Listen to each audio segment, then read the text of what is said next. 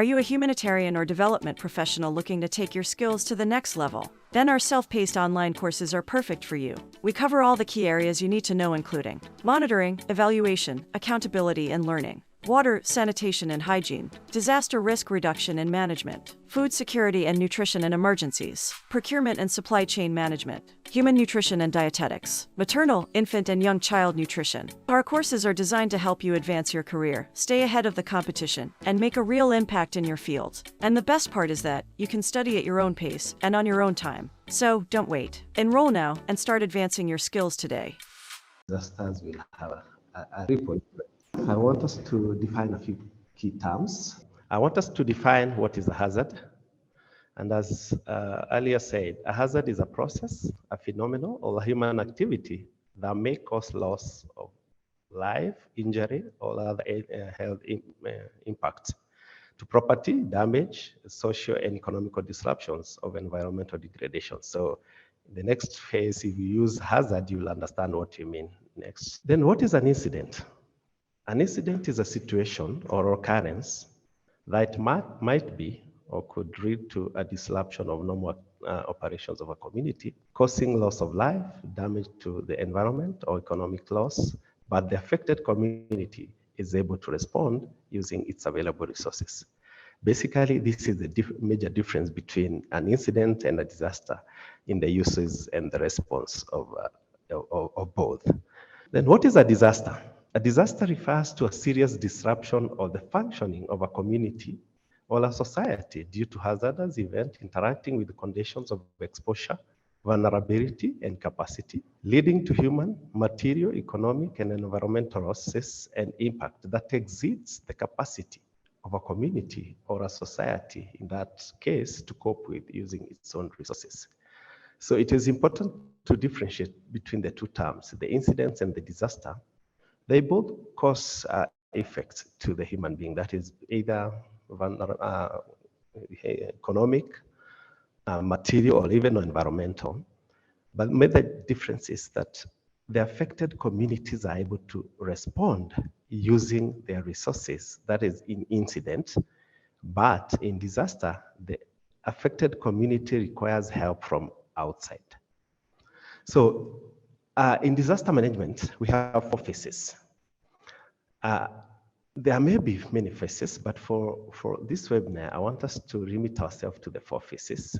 We have a mitigation, it's a preparedness, response, and recovery. And why are they called a cycle? Because there's very thin line between how you're doing the effects of, the way we're doing the response, the mitigation. Because you might find yourself doing recovery and still responding, or else doing mitigation factors, or else still preparing. Like what you're doing today is part of preparedness to respond. And what if happens tomorrow, then you will have to respond effectively, as well as mitigating the effect of disaster. So in our interest today, we shall have an interest on the response phase that we are going to look into. That is what you're saying. When a disaster happens, you will have to use the 4 phases in response. So if you had prepared to respond, then you're going to respond effectively and efficiently. At the same time, we cannot respond forever. We need to recover. And therefore, recovery is also part of it, and then mitigation. In the disaster management cycle, the 2 phases, the response and recovery phases, are post-disaster phases. And the mitigation and preparedness phases are pre-disaster. So what we need to do in our day-to-day life is to put more emphasis on the 2 phases that are pre-disaster, that is mitigation and prevention. But there are hazards that will just cause effects, like natural hazards. We have earthquakes, we have flooding. We have to respond if they happen. And therefore, that is why we are going to do our webinar on disaster response today, because as much as we are prepared, as much as we put a lot of mitigation effects, then if it happens, we have to respond and recover effectively. That is it. A disaster has just happened. So what do we need to do? We need to respond. Then how do we respond? That is it. We respond using incident command system. In the next few minutes, we're going to look at now the incident command system as a response tool of disasters. Let us have an orange review first before we continue. And you can answer on the chat box. Which among these is not a disaster management phase? I can see people saying ready, B, and that is true. Thank you so much. Next, yeah, it's ready. Ready is not. The correct answer is, in your own view and from your own experiences, I want you to just highlight 3 major problems that you think are hindering effective incident management or response in your organization, country, or globally. Just 1 minute. Something. What is the most big problem in response to disasters in our current organizations, country, or globally? What do you think from your own experiences? From our own experiences, what is the most big problem? Lack of skills, training, resources, lack of resources, capability, logistics, trainings. Anyone else left out? Preparedness, lack of coordination. That is it, James. James have said lack of coordination. And the list can go on. So in the next few slides, we're going to look at those problems that you have highlighted there and see whether there will be the same problems that were experienced during those days. So next slide, please. We're going to look at the definition of incident command system, its history, the benefits, purposes, priorities, basic features, and staffing organizations.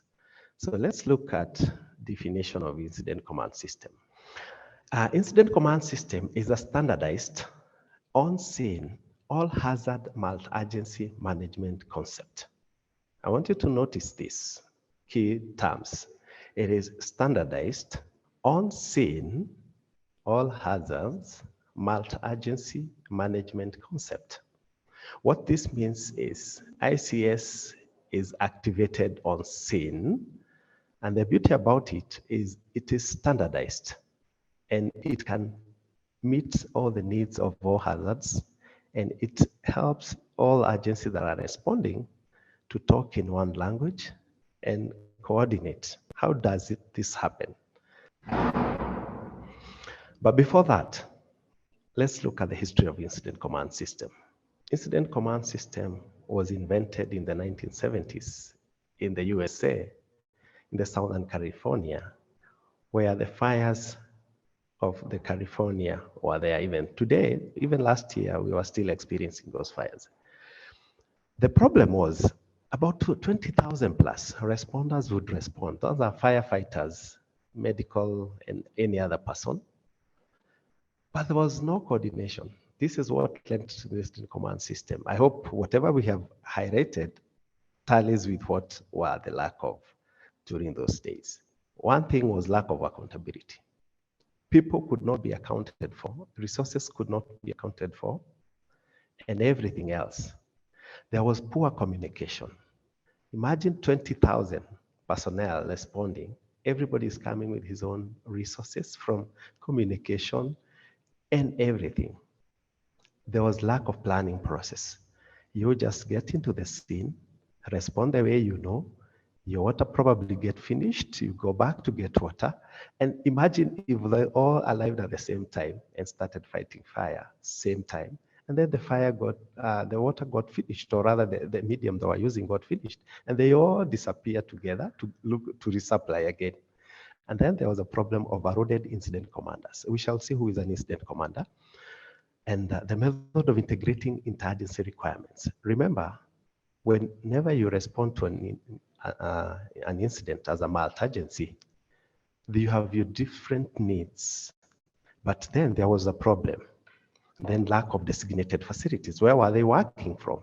Who was in charge? Where was the washrooms? Where were the sleeping areas? And that led to the introduction of incident command system as a way of managing incidents worldwide. So let's see the next slide. What are the benefits of incident command system? The benefits of incident command system is that it helps to meet the needs of any kind of incident. We shall see how.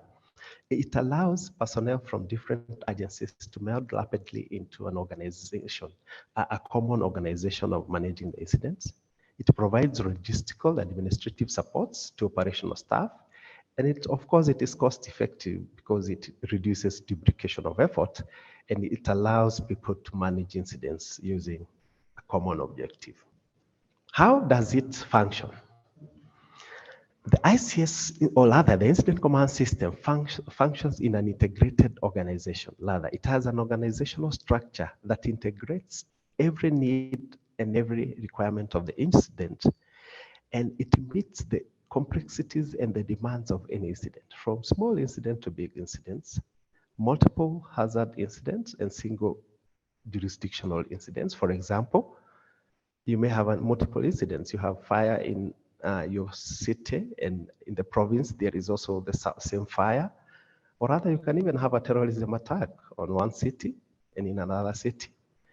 And it is not hindered by any jurisdictional or political offices on your daily job. What this means is, Incident Command System does not respect your daily working. Rather, if you are the chief in the organization, you'll not be the chief in the Incident Command System. For example, if you have a fire incident, who is likely to be the incident commander? Somebody to write that on the chat. Who is likely to be the incident commander if you have a fire incident in your town? And another question would be, who is likely to be the incident commander? Exactly, head of fire. Thank you, the fire brigade. But imagine you are the boss of the organization, or rather your office is on fire, and you call the fire brigade and they come in, and you want to be the incident commander. That will not happen, because what the incident command system says is the most competent person to perform the act becomes the incident commander. So that is what incident command system is. So it is not hindered by jurisdictional, because you may have a firefighter. For example, if one of our airports get fire, and the airport fire needs probably foam to fight with. And for example, that airport fire engine does not have foam, then the neighboring support fire engine with foam will come and take over. That is what incident command system is all about. After all those issues, it was found out that the responders had issues. Their safety was not guaranteed. Nobody was taking care of them. And therefore, there are three purposes of incident command system if you use it in your response. Well, number one is the safety of responders and others. I want you to note this, safety of responders and others. Responders are the most important people because they are the one who will either reduce the effect of on an incident, or rather, if they are not there, then the effect will be too much. And that is why it is important to take care of our responders. And also the purpose is to achieve tactical objectives. We shall see how objectives are formed, and also the efficient use of resources, because you might find everybody is doing left, right, center, duplicating efforts, and at the end of the day, we had no objective. Incident command system has 4 priorities, and we shall see this later in our objectives. Priority number 1, and these priorities do not change, is life-saving. You must always have an objective that is geared to save life. We need to do incident stabilization. Number 3 of the priority is property preservation. And number 4 is restoration of services and infrastructure. But I want to ask a question. What if you respond to an incident that there is a petrol tanker, or rather a lorry transporting petrol, and it has collided with a bus full of passengers, and the fuel is leaking? What would be your first objective, rather priority? What would be your first priority according to these 4 priorities? Somebody? Of course, you can see it. The issue here will be, you'll have to stabilize of course, we are doing life-saving, but look at it critically. We have to stabilize the incident. How do you stabilize the incident? Because if you try to do anything when there is fuel, you may also lose your life. So incident stabilization is actually the way you would reduce the effect of the hazard that has been subjected to by the environment. Thank you so much. That is it.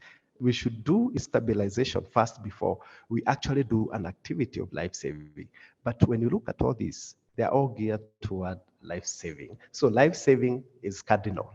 But the activities, the actual activities toward life saving, like removing somebody from the incident scene, may be second to stabilization. Basic features of ICS. ICS has many basic features. In some books or in some corners, you'll find 14 or so. But for us, I want us to take the 8 common terminologies. So for you to be able to effectively manage an incident, you have to have a common terminology. Common terminology says is use of common language, plain language, and it also helps in identifying resources, offices. For example, when we say an incident commander, who is an incident commander? An incident commander in Kenya is an incident commander in Nigeria, in Ethiopia, in Juba, and in USA, because that is a common term that is being used. Modular organization. Modular organization dictates that this says that an incident management moves from up, top down. Like, I'm the first incident commander of the first pair of boots on the scene is called the initial incident commander. And what happens, for example, you see policemen coming later and asking somebody, what happened here? That is now the kind of modular organization. The first pair of boots on the ground takes charge. And when a more qualified person comes in, there's transfer of command. That is what happens. That is what we are saying there. If I attend first, then the next people come, the next, and it goes on and on. In modular organization, we have 3 types of organization. We have a small incident. You only require an incident commander and probably a single resource. A single resource is if there is an accident between a motorcycle and a pedestrian, and you're just having you around there, what happens is you'll be the incident commander who will try to help the injured person. That is a small organization. Let's go to the medium organization. This is how a medium incident happens. There may be an incident commander, there will be other people there working, there'll be a safety officer, public information officer, maybe some logistical officer trying to help you move one person from the other. So that is how it looks. That is modular organization. And this is a complex incident modular organization. This is how incident command system envisages a complex incident management. It has all those responsibilities, and we shall see them later in the structural of ICS. Management objectives. Every incident must be managed by incidents, by an objective. That is what incident command system says. And how do we come up with objectives? We look at the 4 priorities: life-saving, incident stabilization, property preservation, and restoration of services. So we must have objectives that are geared toward achieving those priorities. How do we form the objectives? How do we come up with objective in incident management? This is how we do. Next slide, please. But before that, what would be your first objective if you are a responder in that emergency or other incident? What will be your first objective? All 3 objectives. You can write them on the chat box as we go. What can be your first incident objective here? There's traffic management. You can see people are injured and such. So you will do an objective. Life-saving, yes. What is the activity that you can do? First aid? Exactly, that is it. That's an activity in life-saving. What else can you do? Number 2, what can you do? We can give first aid as a life-saving. What can you do next? Probably we'll need to do traffic management. Exactly, referral, cordon off the area.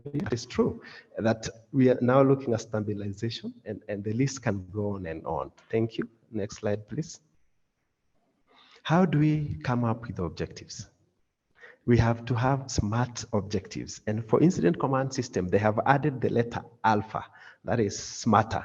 And we have 5 Ws. How do we do the 5 Ws? What are the questions that we ask ourselves? What needs to be done? Who is doing it? Where is it being done? When should it be done? Why? The why is actually the priorities. It may not actually be written, but how are we going to do it? For example, what need to be done? Offer first aid. To who? To the injured people. Where? At the accident site. When? Within probably 10 minutes. And of course, we are doing that to save lives. And how are we going to do it? We are going to use, for example, St. John Ambulance or Red Cross and as a people. The SMART objective means this. I know you all know the SMART objective, but I've added an alpha there. In incident command system, it says the objective must be specific, measurable, attainable, realistic, time-bound, and agreeable. How do we must have objectives that are all agreeable. Thank you so much. We need an incident action plan. Incident action plan is an action plan that is for the operational period. We call it operational period. For example, if you're doing an activity of life saving, you cannot say you want to do an activity of life saving for 5 hours. Probably the golden hour means you do within 10 minutes, you give first aid. That is what the incident action plan says. And the incident action plan in the incident command system may be either written or verbal. But for all incidents that are hazardous, it must be written. That is what the incident action and the incident command system says. So the incident action plan has 4 questions. What do we need to do? Who is responsible? But then it asks, how do we communicate with each other? What it says is, because of lack of communication or coordinated communication, it demands that we as responders, we must have our own way of communicating with one another so that we can know what is happening. And it also asks ourselves, what is the procedure if someone is injured? This someone is not everybody. It is we responders. It takes care of us because the responders' safety is priority, is one of the number one priorities, because if you're not taking care of your responders, then the incident objective will not be accomplished. How do we achieve that? We achieve the incident command system by having the 4 C's. We have the command, control, coordination, and communication. Next. And that is at the middle, at the interface of all of the 4 is where the incident command system comes in now. That is the incident command system. Then we need the integrated communication. People need to talk. In incident command system, the formal communication and informal communication. The red dotted is formal, the blue dotted is informal. So we need to have a communication procedure. How do we achieve the 4 C's? We achieve that by chain of command. A chain of command is orderly line of authority from one person to the other. Next. We achieve that also. That is the authority. You're the boss there. You have people, you're talking. There is a chain line of command. We also achieve this by unity of command. Unity of command dictates that we only report to one supervisor in an incident, and you receive work assignment only from one supervisor. That helps to achieve coordination. Unified command. And unified command helps us to achieve incident objectives. What do I mean? When you have agencies, or rather people, you have the police, you have the emergency services, and probably you have the civilians or rather firefighters, they need to agree to a common objective that is agreeable. Remember the SMARTer? They're agreeable. They need to talk together, agree what we shall do, and then after that, they decide fire marshal deal with fire, medical deal with medical, and the police deal with safety. That is it. And then the last one and not least is manageable span of control. In a manageable span of control, incident command system dictates that you can manage not more than 7 people as a supervisor in the incident, and a minimum of 3. Optimally, 5 is a good number, but 7 is a maximum and 3 is. Of course, one of the problems was the incident facilities. In the incident command system, it demands and it dictates the basic facilities that must be in an incident scene. That is the command post.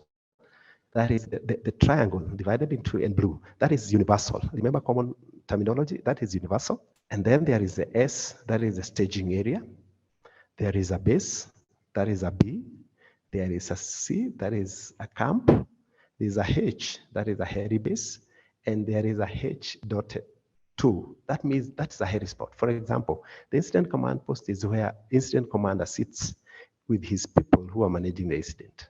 The staging area, the S, is where all resources that have responded to the incident are reporting and waiting tactical deployment. For example, if you go to an incident of an accident, you may have 10 ambulances. They are all lined up to the incident. In fact, the first incident, the first ambulance picks the patient, but it come out because traffic. So in the incident command system, it demands that you have an area where you're keeping all the ambulances, for example, and when you require one, then you can get it, and it comes and picks the patient, it goes. The base is where all logistical issues are happening, and the camps. So that photo there shows you where to place some of these incident facilities. The lead there is where the incident is. The blue, the triangle is the incident command post where the incident commander is. And that is it. That is some of the facilities that are required. And also there is resource management. Resource management dictates in incident command system that you must have processes for categorizing resources, ordering resources, dispatching them, tracking them, and recovering them. In fact, it includes processes for reimbursing for resources as appropriate. In incident management, resources are not scarce, resources are available. We have people, road constructors, and everybody who is giving us one thing or the other thing to do, to use their resources, that is the material and the human capital. But people may require to be reimbursed for. If I gave you my truck, I will tell you to pay driver. That is, then what does that say? So the resource management process includes all of those things in the incident command system. Resources are classified as tactical and support resources. You are either tactical or support. Tactical are the actual doers of the work, and support staff, support resources are like, for example, food is support, medical is support. But when I have a truck and a driver, that's tactical. And they are also classified according to, they are tagged. In the incident command system, at the scene of the incident, you may find people tagging resources. Assigned, a green, if you find a vehicle that is tagged green in the incident scene, that means that the vehicle is assigned. Probably the driver have just left for some minute. A yellow tagged one means it's available. That means you can assign that one. And a red one means out of service. If, for example, a tractor have broken down, you need to tag it red so that people don't think it is working. That is the essence of resource classification and tagging. Command staff and general staff. This is the incident command system. In the incident command system, there is a way they arrange the staffing. And we have two kinds of staffing here in the incident command system. We have the people we call general staff and command staff. The incident commander, the liaison officer, the public information officer, and the safety officer in an incident command system, those people are called command staff. And their names is officers. They're called officers. Officers. Remember, the command staff are called officers.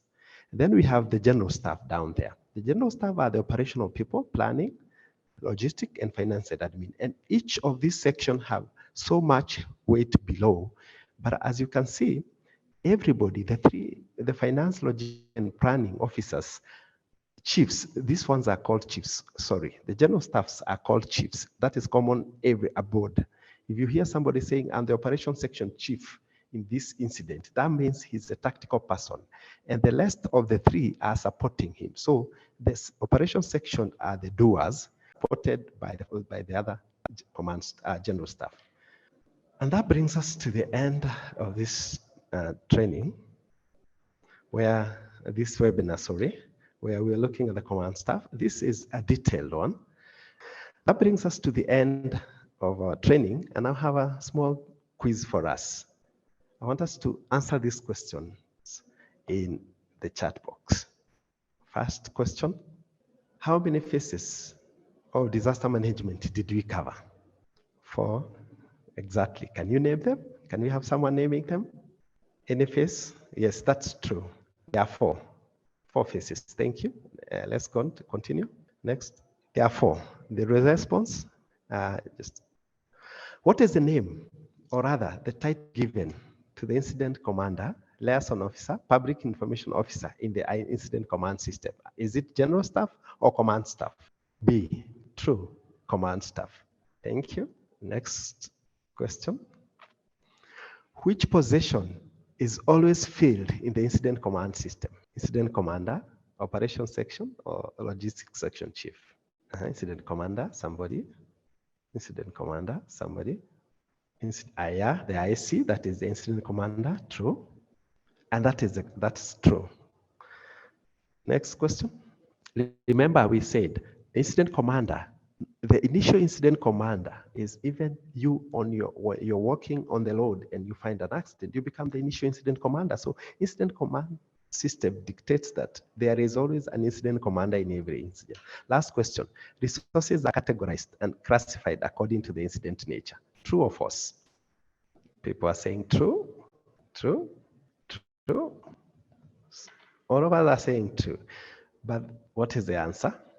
Next. The answer is false. How? Resources are categorized and classified according to their availability and according to either tactical or it's either tactical or somebody write something. It's either tactical or resources are either tactical or I'm waiting for the answer. Tactical or support. And they are also classified according to their availability. So this statement is not true. What would be your objective there? And if you are to respond to that scene, rather, what will be your first life saving? What will be your first priority? What will be your incident stabilization? B, A, B, A, B, A, B. And the answer is B, because you cannot remove, even if you were to evacuate or rather extricate the people inside that house, inside that vehicle, you have to stabilize the incident first. That is, you have to switch off the fire first, fight the fire first, and then remove the people, whether dead or alive, because if you try to, you will also get burned. So thank you so much. Thank you so much for attending this webinar. At Humanitarian Global, we have these courses, and basic incident command system is a 3 to 5 days depending. And we have advanced incident command system. And we also have a hospital incident command system. We are all humanitarian actors, and some of us are working in hospitals, and there is also a TOT. So this is the pathway for you to be certified as an incident commander, trained and a trainer. So you can decide to take one course, incident command system basic, 3 to 5 days. You can decide to take advanced, 3 to 5 days. And hospital, this is the specialty for hospital or other healthcare organizations, 5 days. So all this is available at Humanitarian Global. Thank you so much. Looking forward to meeting you in class soon. Thank you so much for that, Solomon. It was quite interesting and quite knowledgeable to learn more about ICS. We go directly into the Q&A section, where I've seen quite a lot of questions in the Q&A section. And we will be addressing them. I do apologize. I know it's now noon. We do apologize. We will be going a little bit, a few minutes over time. It's just to allow for us to be able to answer some of your questions. I think we can start with this one from Hassan Solomon. So Hassan asks, what do we mean by preparedness and ready? Thank you, Hassan. Preparedness as a phase in disaster management means preparing to either remove the incident, the hazards, prepare to respond also. And being ready, for example, is at the response phase. That is the difference. You are ready to respond and you are prepared to respond. So you're being prepared to be ready. Thank you. Thank you so much, Solomon. So we have the next question from Sam. Sierra Leone is prone to flooding every rainy season, and the country is yet to find the necessary answers. What are the best ways to prevent flooding in slum areas? Thank you for that question. Africa and East Asia and the developing countries are experiencing flooding because of climate change, and even the other world, the developed world. The best procedure of how to manage flooding is through mitigation. In disaster management, there are two kinds of mitigation: structural mitigation and non-structural mitigation. Structural mitigation is the actual building of, for example, dikes and such. Non-structural mitigation is the software of telling, it's about policies and telling people you do not dwell, you do not build on on the river line. You do not live on this area. Those are policy. It's coding, building codes and such. So the best thing is to look at your mitigation. You either decide to do structural or non-structural mitigation. Thank you. Thank you. Mecca asks, is incident stabilization and life-saving go in parallel? Incident stabilization and life saving. That is what I said earlier. The four of them, you might even find that you may need to restore, for example, a service. Why? For example, you want to go to respond to people who have been affected by earthquake. What is your first priority? Is to save lives. But what are the activities that you're going to do first? It's probably to clear roads and clear infrastructure. You see that priority number 4 becomes an activity number 1. But what is important is to remember that the priorities must be number 1, life-saving. But the activities that you will do may vary depending on the scenario and the hazards that have been put forward by the emergency that is at hand. Thank you. Thank you so much. So again, Mecca asks, can you get me on the complexities and demands of how the ICS functioned? So is it possible, Solomon, to get him that? It's very possible because they have to come to Humanitarian Global, and we are going to mount these courses very soon because it is really complex and it's a little hands-on. It's a skill, and I wish that we can have an online and one-on-one lesson because it's a skill and it is doable through Humanitarian Global platform. Thank you so much. And we have also some comments, very insightful presentation. Thank you, Solomon. So for the questions that we are not able to answer because of time, we're going to answer them in our community forum. Remember, our community forum is free to join. And on our community forum, you will encounter Solomon there as well. So we will answer those questions that we're not able to answer them today in the interest of time on our community forum. So just to talk about some of the courses that Solomon has mentioned, we do welcome you to undertake courses in disaster risk reduction management.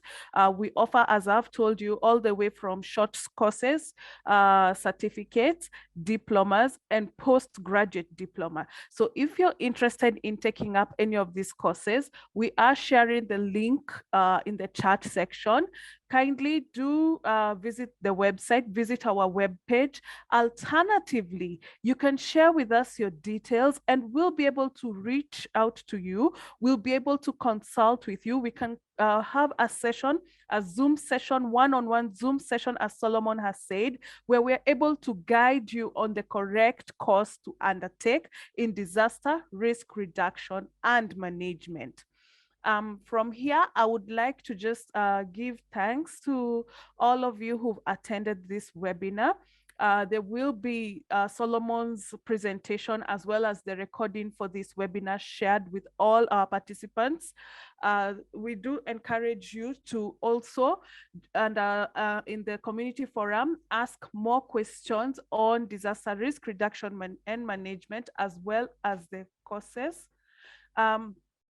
And I will ask that maybe if we have just 5 people to ask questions, you can raise your hand. I see already we have a few people who've raised their hands. I will ask them to unmute and ask Solomon a question. Just one last few questions to engage Solomon and to engage our team, and then we'll close the session for the day. So I will start with Edessa, who will be followed shortly by Hassan. So Temiru, Edessa, unmute yourself. You can ask your question. Hassan, Hassan, are you with us? You can ask your question, who will be followed by William. Hello. Hello, yes, we can hear you, Hassan. Yeah, thank you. And I wanted to ask the question. I have a question. I also joined here. Also, I'm really a great fan for the humanitarian, global humanitarian. And I wanted to ask a question. Is this very important? And I'm public health learner. I'm a student of public health at the university. So what is the importance of the disaster management and risk reduction in times of public health students? That's a question that I have. Thank you, Hassan. Solomon, you can take that up. Thank you, Hassan. Public health are actors in disaster management. We have different actors. Disaster management is a field of different actors. For example, somebody else asked, is it important to have medical people in the disaster management? And true to his word, it is important. So it is important to be a public health officer, but also be aware of how to respond, because you'll be called upon to respond. For example, there's cholera in a refugee camp somewhere.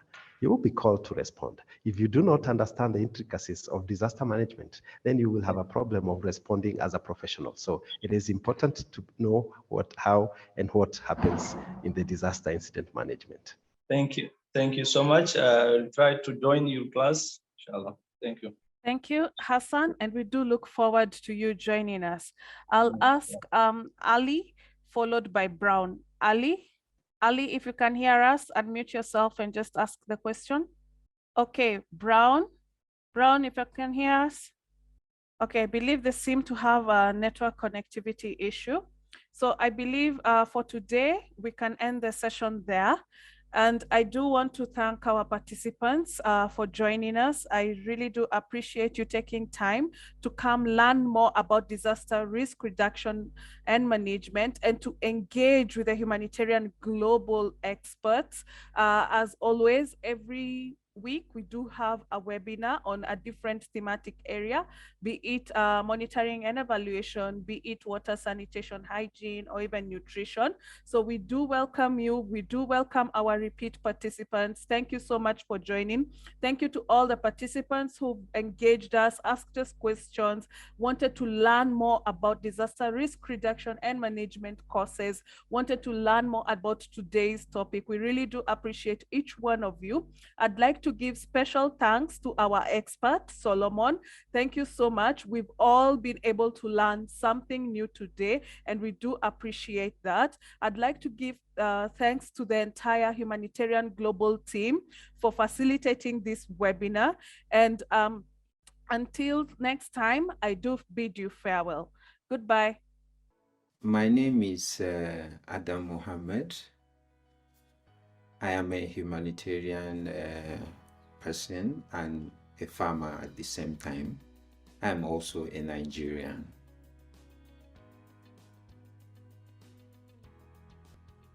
My journey as a humanitarian started sometimes around 2016 in the NYSC camp. You know, when you finish your degree program, you need to go for a year training. So in Nigeria, we call it NYSC, National Youth Service Corps.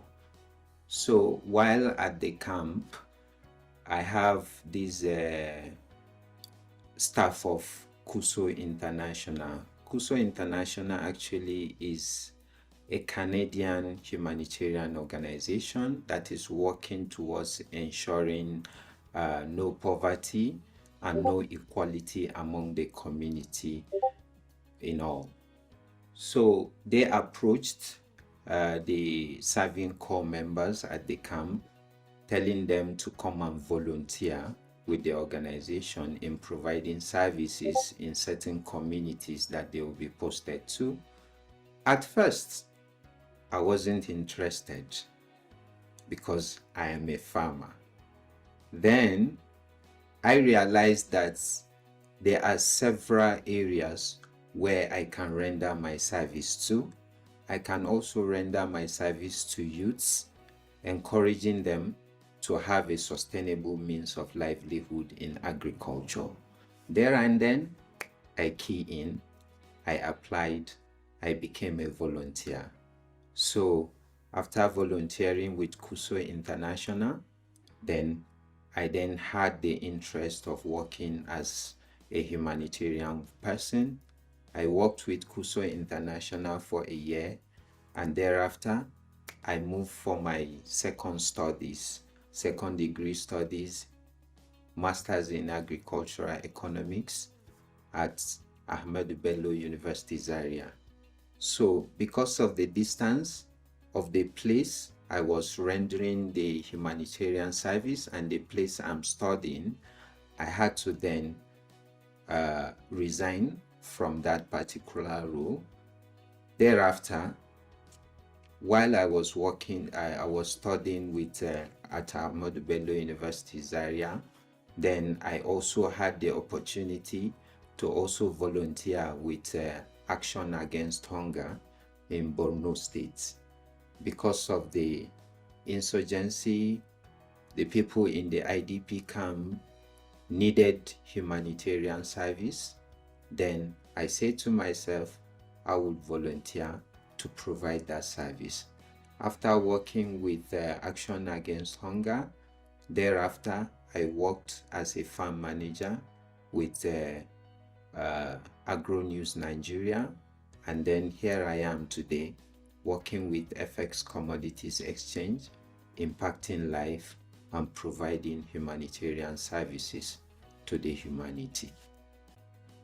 While volunteering with KUSO International and Action Against Hunger, Feed the Future and all that on other short projects, I then developed that inherent, will I say, likeness of providing humanitarian services to the entire humanity. Then one day I was sitting on my laptop checking through online. Then I decided, I said, no, I need to look at some kind of humanitarian courses that I would attend so I can enhance my skills and my ability to deliver more in the humanitarian sector. So I went online and then I was searching there, and then I came across Humanitarian Global, and then immediately I signed up. I checked the programs that they have. I looked at one particular program that attracted my attention, which is Monitoring, Evaluation, Accountability and Learning, MEAL in short. So I then applied for MEAL program.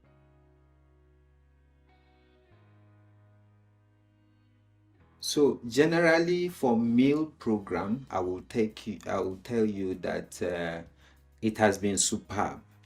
Honestly, it has been very, very superb. If there is any word that's higher than that, I will use that.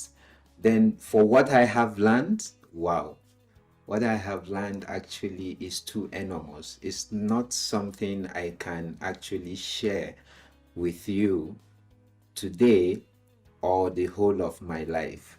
But the things I can then remember that I can share with you is that for MEAL, in short, is part of our lives.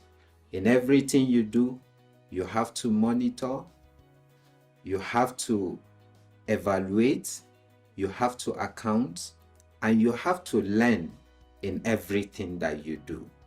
If you don't learn, like the famous saying, they say, the day you stop learning, that is the day you start dying. So actually, MEAL program entails everything that one needs in life. So I have learned a lot. Part of the learning from the program has assisted me in my job today as a humanitarian person in everything that we do. From the inception of any project, I get involved and then I apply all the learnings that I have there to assist in the development of the basis of the project, how to monitor it, how to evaluate the project, how to get the indicators that will be used to evaluate the project, and at the end of the day to term it as a success or a failure, and also learn from it, and how to also account for that particular project. So the learning from meal for me is enormous, and it's not something that I can share within a short period of time, but I will tell you I have learned a lot. I would actually tell you, Humanitarian Global, first of all, have all the skills that it takes for you to enhance your career as a humanitarian, and also they have the most of the best platform for studying that I have seen, because it's more engaging, it's very interacting, and then you get to interact with your peers, share ideas with your peers that are coming from different countries. So you share idea, and then it's more interactive, and then you work on a case study that are very much live case studies that are intriguing, that makes you to think and bring out the some of the suggestive solutions that you may have for certain issues that the communities are being affected of. I think I can remember of one of the virtual case study that should be a case study on Gamba community. So my learning experience with Humanitarian Global have been very good because it's engaging, it's interactive, and then you share idea with your peers that are from different countries. So it gives you that connection, that linkage, and also the expertise in Humanitarian Global, I must say, are very much grounded. So they tend to take you to the detail, and even if you are a starter, you don't have much experience, you need to you will be trained by the granular of humanitarian, and then you get to understand all the terms, all the logics, and everything that is used in humanitarian work to say. When you want to study with Humanitarian Global, one thing you have to have in mind is that Humanitarian Global will give you all it takes for you to study, because they have the flexible studies schedule. Even if you are working, you're being engaged. They also have your peers that you can interact with, and they also have some kind of tech platform that will give you the assistance that you may need at any point in time while studying with Humanitarian Global.